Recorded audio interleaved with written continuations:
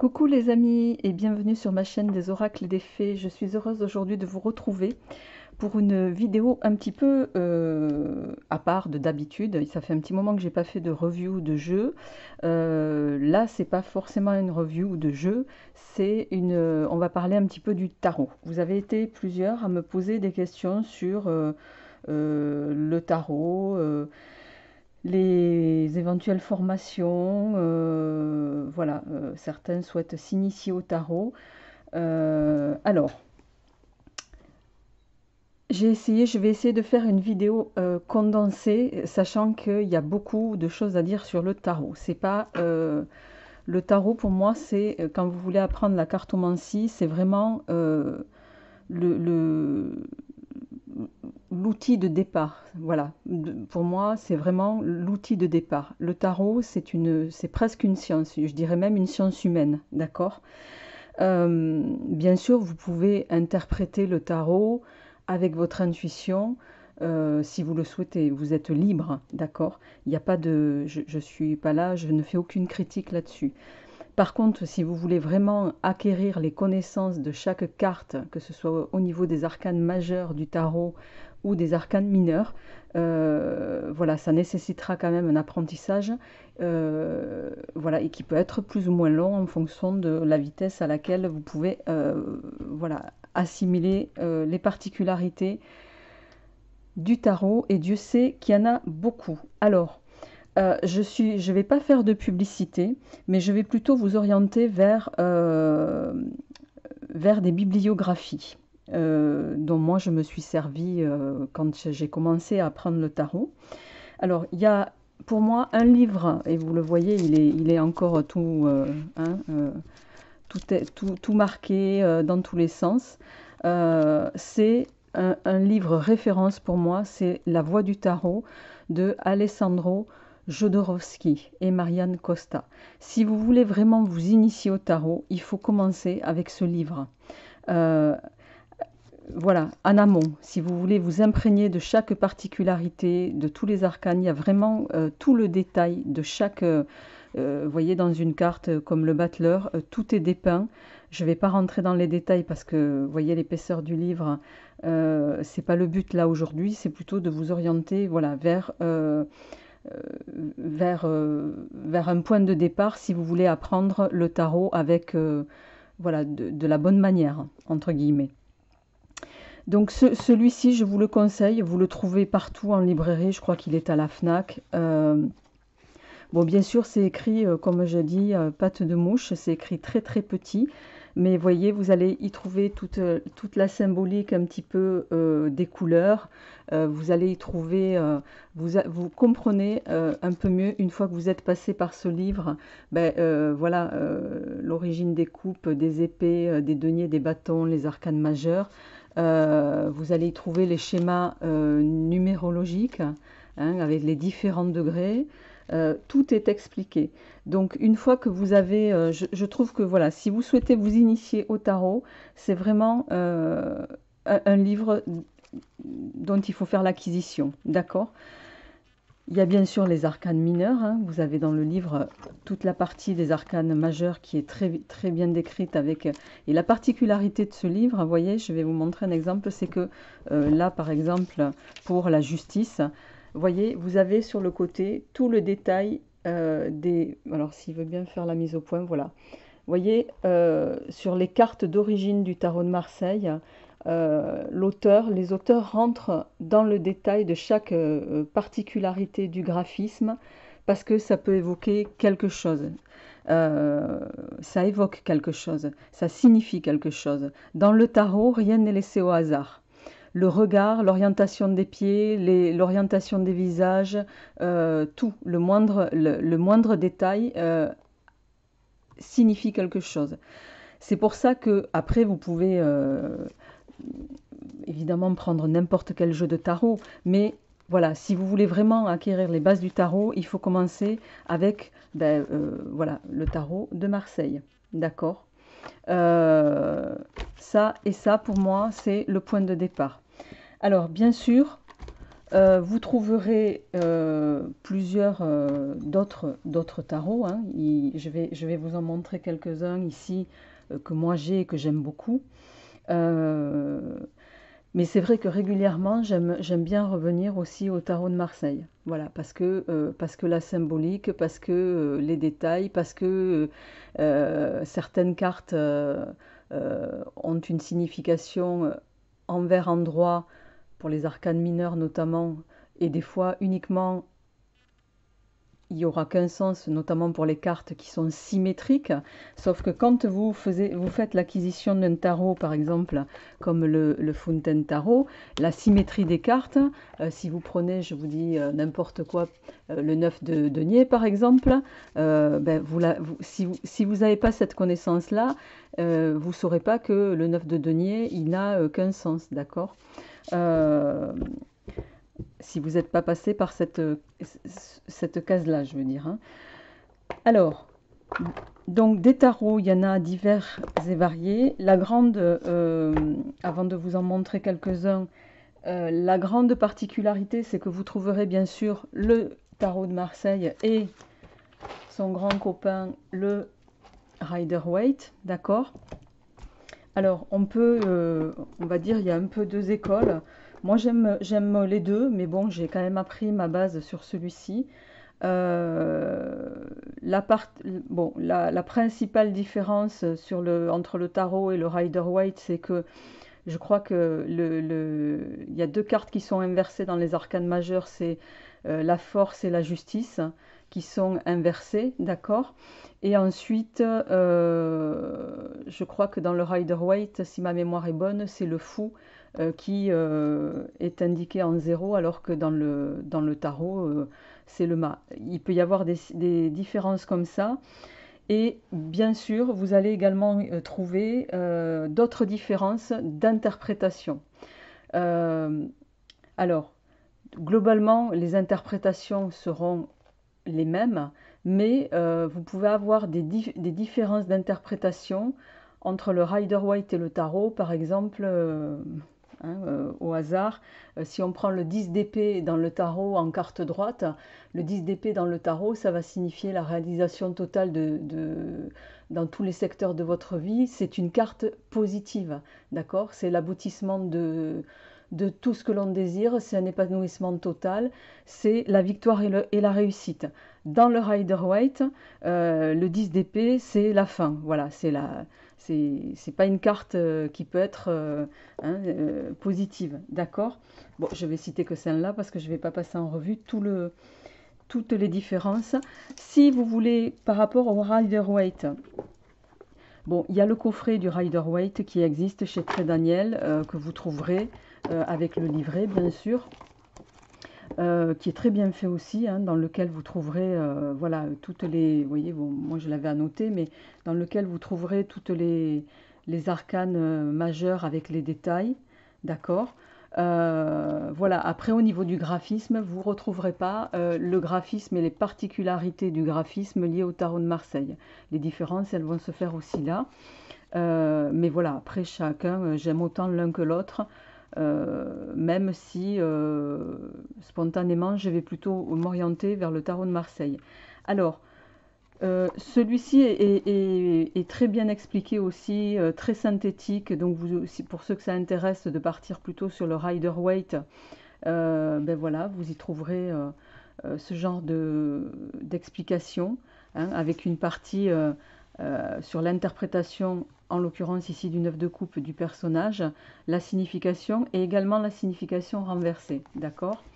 Donc ça, et je crois qu'à la fin, si ma mémoire est bonne, il doit y avoir une partie pour... ah ben non, c'est pas dans celui-là, alors excusez-moi, je pensais qu'il y avait une partie pour les tirages. Non, alors je me suis trompée.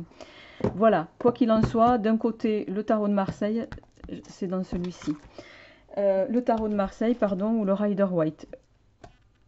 Pour ceux qui sont intéressés par le Rider-Waite, il existe aussi le guide pour débutants, le grand guide du tarot Rider-Waite, qui est très très bien. Celui-ci, je vous le conseille aussi, il est vraiment très bien fait. Il est tout en couleur. Vous allez y trouver, vous voyez, toutes les explications vraiment dans le détail de chaque arcane. On va vous expliquer voilà, la manière dont il faut euh, voilà, procéder pour tirer les cartes. On va, voilà, vous voyez, il y a plusieurs tirages de possibles. Vous les voyez ici, d'accord? Et vraiment, pour ça, je vous le recommande parce que, vous voyez, bon, on va retrouver le classique, hein, la croix celtique, la semaine à venir, etc., etc. Hein, les 4 semaines, l'arbre de vie, et j'en passe. Euh, Ensuite, vous allez aborder une partie interprétation des cartes des arcanes majeurs. Voilà, avec un tableau synthétique et tout ce que ça reprend. Et après, on va rentrer dans chaque... là, je vais rentrer, allez, l'impératrice, par exemple. Vous voyez, vous allez trouver, bon, bien sûr, la carte et chaque détail de la signification, les symboles, les chakras, les significations clés. Vous aurez tout un paragraphe avec comprendre l'impératrice et ensuite vous aurez une petite explication au sens astrologique, au sens de la Kabbale pour ceux que ça intéresse, sens droit bien sûr, sens inversé, le message de sagesse et les symboles de l'impératrice. Donc pour ça vraiment je le trouve extrêmement bien fait. Et c'est également le cas, voilà, c'est le cas pour toutes les cartes bien sûr. Et ensuite au niveau, je vais aller directement aux arcanes mineurs. Voilà. Pour les arcanes mineurs, c'est la même chose. Vous allez retrouver l'explication, ici en l'occurrence le 5 de coupe, vous voyez, l'explication des significations de la carte, un petit paragraphe pour comprendre le sens, droit, inversé, comme d'habitude. Et à la fin de ce livret, vous aurez toujours, alors, une partie...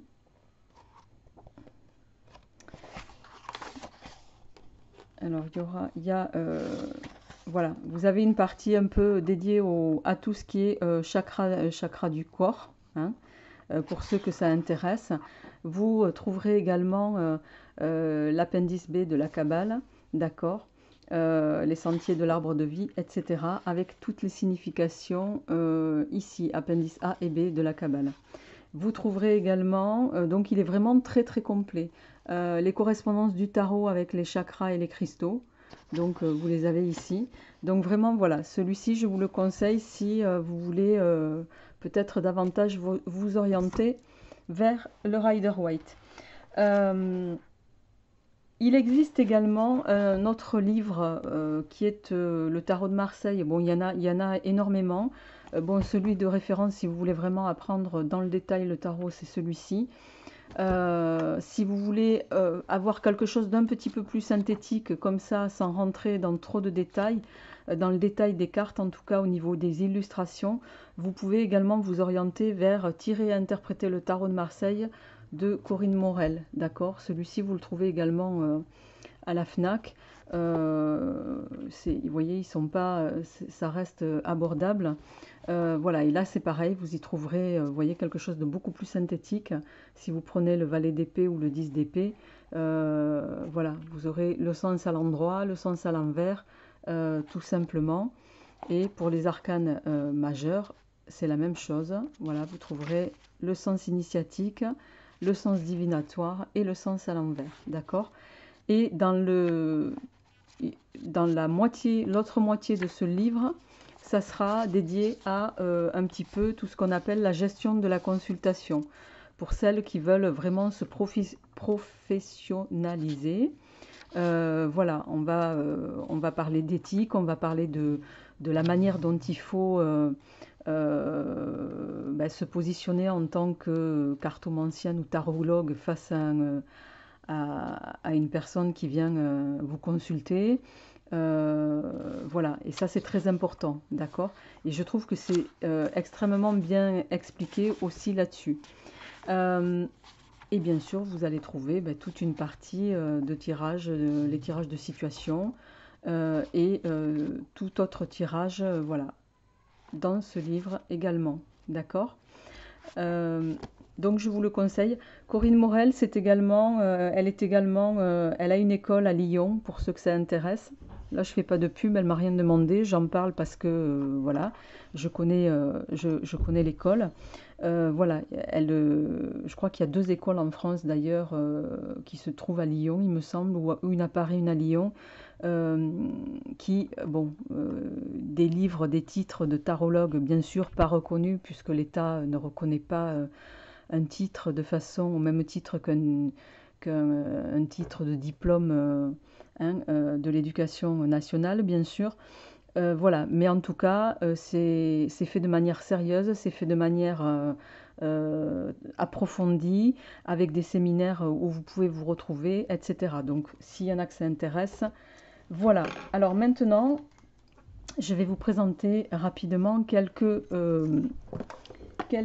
avant de poursuivre mes tirages sentimentaux. Je suis en retard, je sais.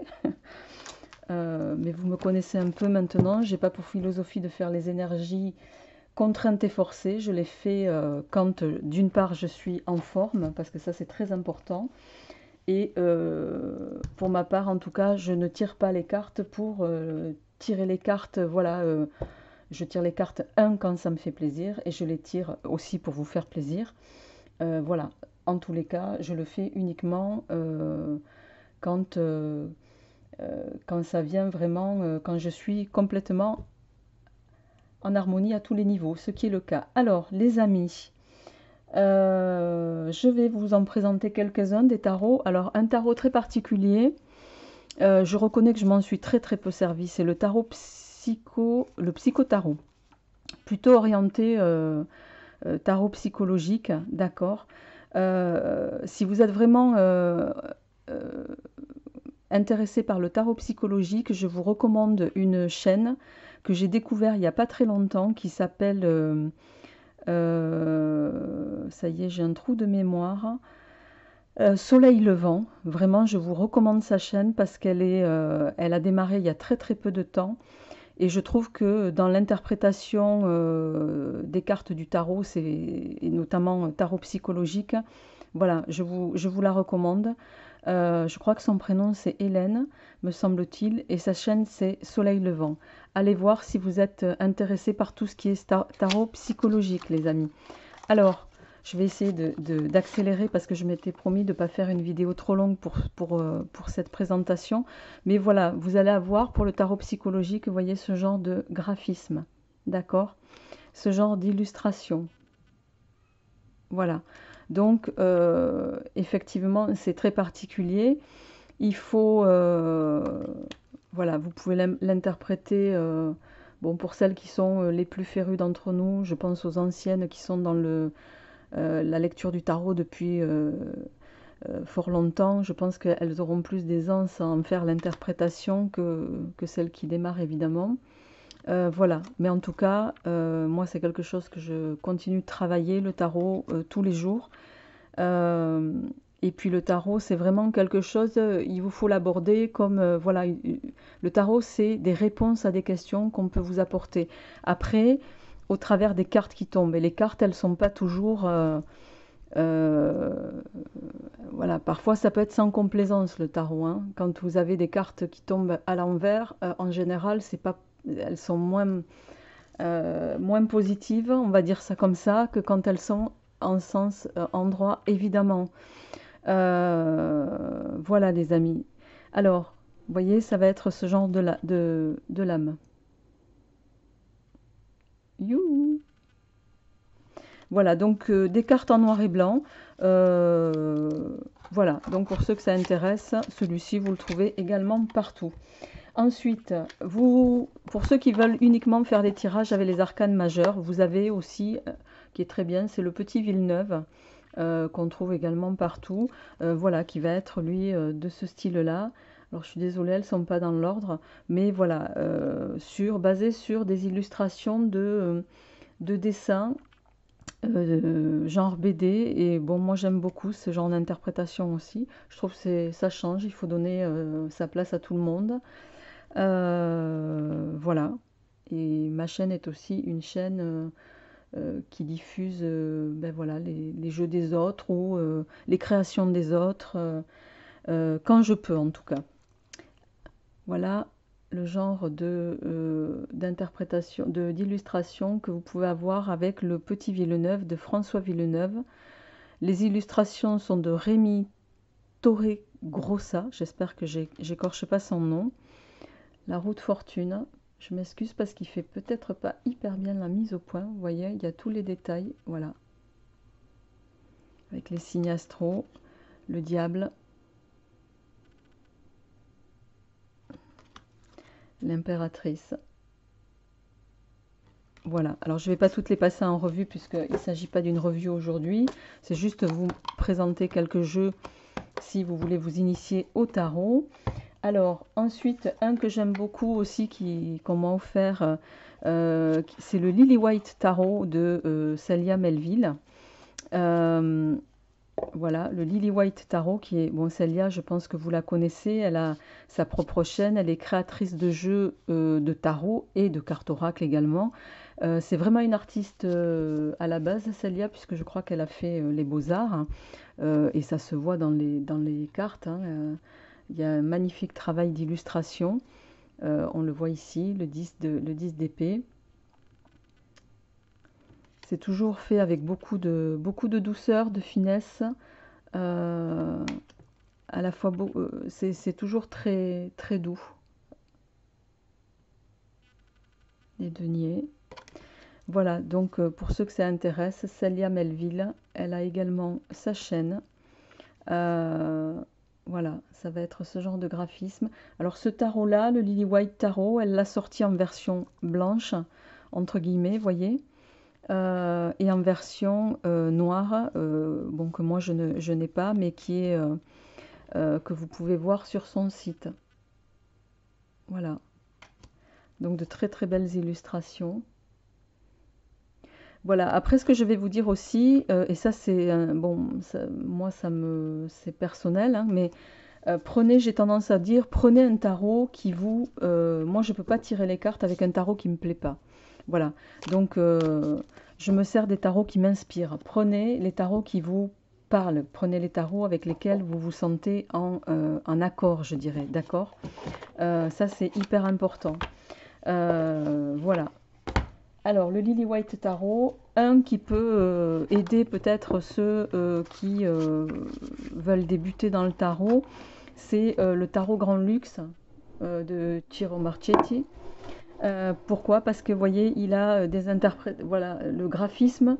Alors, je reconnais que les illustrations d'origine du tarot ne sont pas forcément... voilà, si vous voulez lire un 8 de denier, si vous apprenez pas la carte du 8 de denier, hein, avec la nécessité de travailler, de faire des efforts, vous n'allez pas le découvrir à travers la carte que vous aurez sous les yeux avec le tarot de Marseille, d'accord? Le fait d'avoir des tarots comme ça peut, selon l'illustration, effectivement vous orienter sur la signification du message, d'accord? Mais bon, pour autant, il faut quand même, je pense, avoir les connaissances de base du tarot euh, pour pouvoir par la suite s'imprégner avec plus d'aisance et de fluidité pour vos tirages. J'allais dire quelque chose qui vient de m'échapper, les amis. Voilà, donc c'est ce genre de carte, le tarot Grand Luxe. Voilà. Bon, je ne vais pas tous vous les présenter ici, juste quelques-uns que moi j'aime bien, et puis qui seraient susceptibles de vous intéresser aussi à vous. Donc voilà les amis, vous voyez, évidemment le 7 de bâton, effectivement, la carte est plutôt explicite, donc voilà. Allez, la dernière, le 9 d'épée. Voilà les amis, bon des tarots il y en a énormément, des divers, des variés dans tous les styles. Un que j'aime beaucoup moi aussi en ce moment c'est le Fountain Tarot, bon, qui lui, vous voyez, dans le graphisme est très... voilà, ça va être ce style-là. Et j'aime beaucoup ce style-là aussi, qui est très épuré finalement. Donc celui-ci, voilà, si vous pouvez l'utiliser, ça peut être une belle idée de cadeau en tout cas. Voilà, mais j'aime beaucoup les illustrations qui sont très très épurées,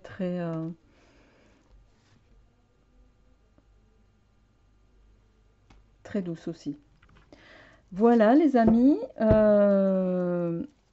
Alors dans les tarots particuliers, bon il y en a plein, hein. Euh, Qu'est-ce qu'il y a de tarot un peu particulier? Bon, ceux-là, voilà, dans les tarots, bon, ça, c'est pas un tarot particulier, mais c'est le Dreaming Way Tarot, qui est très bien aussi. Voilà, si vous êtes un peu plus sur des tarots artistiques, il y a le Edmond du Lac Tarot, qui est très très beau aussi, dans les illustrations. Celui-ci, voilà, je vous le recommande si vous avez une âme, voilà, très orientée peinture, illustration. Hein, Edmond Dulac était un peintre. Rapidement, je vous montre. Bon, celui-là, c'est pareil. Hein, il faut aimer le style. Vous voyez, c'est très... voilà. Mais après, il y a les détails dans toutes les cartes et il faut vraiment être attentif. S'il veut bien. Non, il veut pas. Bon, voilà les amis. Bon, il existe également le Dali Tarot, le Klimt Tarot. Vous trouverez d'autres artistes peintres qui ont été mis en tarot, je dirais, entre guillemets. Voilà, si vous êtes un peu orienté artiste et art plutôt. Si, dans les particuliers, alors celui-là, il est vraiment pour, hein, bon, le tarot à la base, c'est pas pour les enfants, mais celui-là, il est carrément pas du tout pour les enfants. Donc particulier, un tarot très particulier dont je me sers jamais en vidéo, bien sûr, vous comprendrez pourquoi. Je vais pas le déballer là, c'est le de Cameron Tarot, voilà, que vous connaissez sans doute, et qui est très suggestif dans ses illustrations. Voilà, donc pour personnes majeures et vaccinées. Voilà les amis, bah, écoutez, j'espère en tout cas que cette petite vidéo d'orientation au tarot, euh, ou en tout cas pour celles qui souhaitent s'initier, vous aura apporté un tout petit plus. J'ai aucune prétention, moi, voilà, à vous. Moi, j'apprends le tarot tous les jours, encore aujourd'hui. C'est vraiment quelque chose qui me passionne.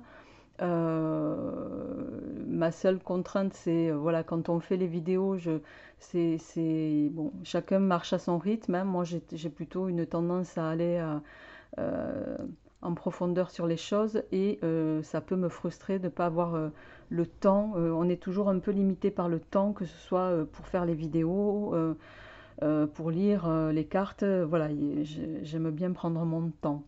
Bah écoutez, en tout cas, si ça vous a aidé, bah, tant mieux. N'hésitez pas à me faire des retours si vous le souhaitez. Et puis, ben, je vous retrouve rapidement pour d'autres aventures, les amis. Je vous embrasse. Au revoir.